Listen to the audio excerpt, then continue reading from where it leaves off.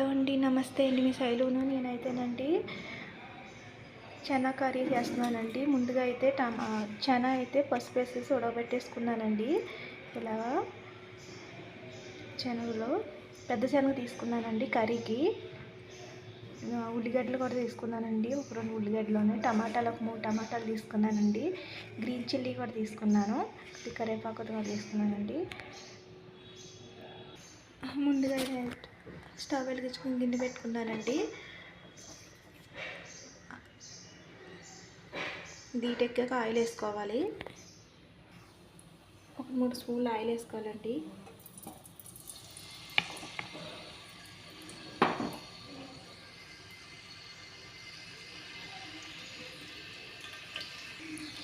ఇందులోనే జీరా కూడా వేసుకోవాలి,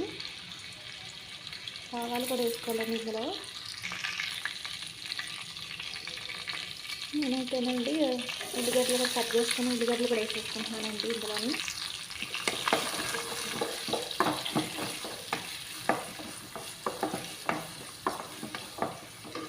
నేనండి 3 టమాటాలు తీసుకుని మిక్సీ పట్టేసుకున్నాను పేస్ట్ లాగా. ఇలా పట్టేసుకోవాలండి. ఇలా పెట్టేసుకుంటేనే కర్రీకి చాలా బాగుంటుంది, గ్రేవీలా ఉంటుందండి టమాటాలు మిక్స్ కొట్టేసుకుంటేనే శనగల కర్రీలోని.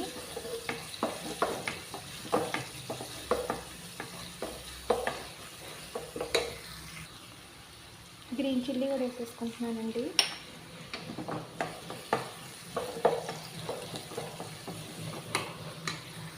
మా ఇంటి దగ్గర అయితే అండి కాకరకాయలు కాసినాయి, చాలా పెద్దగా కాసినాయి కాకరకాయలు కూడాను. ఆల్రెడీ కట్ చేసేసాను నేనైతేని ఇవన్నీని. నేనైతేనండి శనగల కర్రీలో వాటర్ వేసేసుకుంటున్నానండి.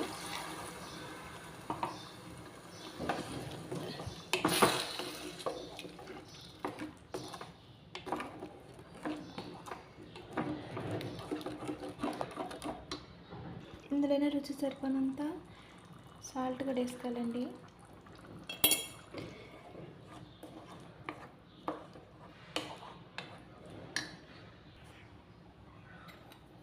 లాస్ట్ అండి మసాలా కూడా వేసుకోవాలి. కొత్తిమీర కరివేపాకు కూడా వేసేసుకుంటున్నానండి.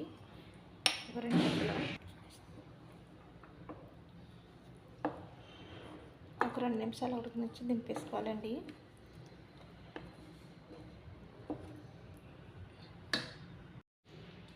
శనగల కర్రీ అయితే అయిపోయిందండి. చాలా బాగుంటుంది, తప్పకుండా మీరు ట్రై చేయండి, సూపర్ ఉంటుంది. అందులోనేమో చపాతీల్లోకి జొన్న రొట్టెల్లోకి చాలా బాగుంటుందండి ఈ కర్రీ.